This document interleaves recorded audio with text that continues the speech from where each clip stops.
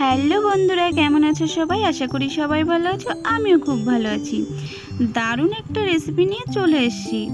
আজকে আমি তোমাদের মাটন রান্না করে দেখাবো। অনেকে অনেকভাবেই মাটন রান্না করো, আমি কিভাবে রান্না করি সেটাই শেয়ার করব। প্রথমেই মাটনটাকে ধুয়ে পরিষ্কার করে নিয়েছি।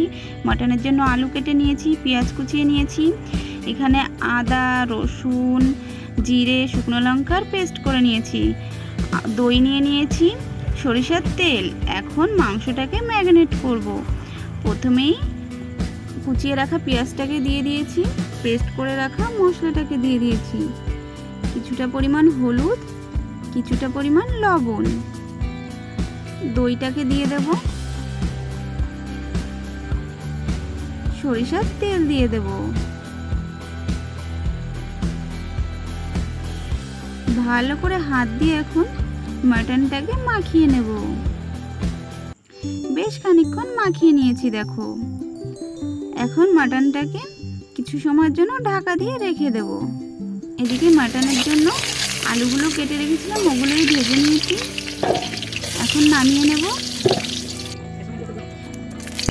ওই কড়াইতেই আরও কিছুটা তেল দিয়ে তেজপাতা, জিরে ফোড়ন দিয়ে মাটনটাকে ঢেলে দেবো। মাটনটা প্রায় 1 ঘন্টা মতো ম্যারিনেট করে রেখে দিয়েছিলাম। এখন ভালো করে নেড়ে চেড়ে মাটনটাকে কষিয়ে নেব। মাটনটাকে আমি প্রায় 30 মিনিট মতো কষিয়ে নিয়েছি। এখন আলুগুলোকে দিয়ে দেব, দিয়ে একটু নেড়ে চেড়ে নেব। মাটনটা না যত কষানো হবে তত টেস্টি হবে। এখন পরিমাণ মতো জল দিয়ে দেব। জল দিয়ে কিছুটা সময় ঢাকা দিয়ে রাখবো। এদিকে আমি গরম মশলাটা পেস্ট করে নেব। গরম মশলাটা পেস্ট করতে করতে এদিকে আমার মাটনের জাল উঠে গেছে।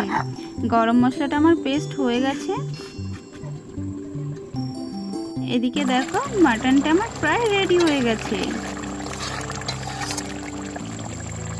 একটু নেড়ে চেড়ে নিয়ে পেস্ট করে রাখা গরম মশলাটাকে দিয়ে দেব।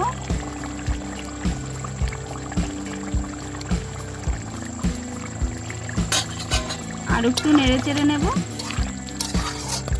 মাটনটা আমার একদম রেডি হয়ে গেছে। এখন আমি নামিয়ে নেব।